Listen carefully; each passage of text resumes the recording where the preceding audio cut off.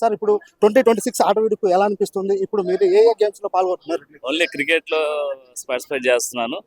చాలా హ్యాపీగా ఉంది. ఎందుకంటే ఎంతో బిజీ షెడ్యూల్ ఉండేటువంటి మాకు ఇప్పుడు ఇలాగా క్రికెట్ కానీ లేకపోతే అనేక మంది స్పోర్ట్స్ లో పెట్టడం అనేది హ్యాపీ. మీరు చిన్నప్పటి నుంచి ఏ గేమ్స్ ఆడేవాళ్ళు సార్? ఇప్పుడు క్రికెట్ వాలీబాల్ అండి ఆ రెండు. ఓకే సార్, ఇప్పుడు ఎప్పుడు బిజీ లైఫ్ లో ఉండే మీరు ఇప్పుడు ఈ ఆట విడుపు కార్యక్రమం 2026 లో మీకు ఇలా చేయడం ఎలా అనిపిస్తుంది? హ్యాపీగా ఉందండి. హ్యాపీ, చాలా హ్యాపీ. మీరు ఇప్పుడు పోలవరం కాన్సెప్ట్స్ మీద దృష్టి పెడుతున్న ఇలాంటి గేమ్స్ మీద కూడా ఇక్కడ ఉన్న మీ కాన్సెన్స్ పిల్లలు ఉంటారు కదా సార్, వాళ్ళు ఆట గేమ్స్ మీద ఉన్న ముందుకు తీసుకెళ్దామని చూస్తున్నారు. ఓకే, అదే మేము కూడా ప్రతి ఇయర్ కూడా క్రికెట్ వాలీబాల్ ఇవన్నీ పెడతాం.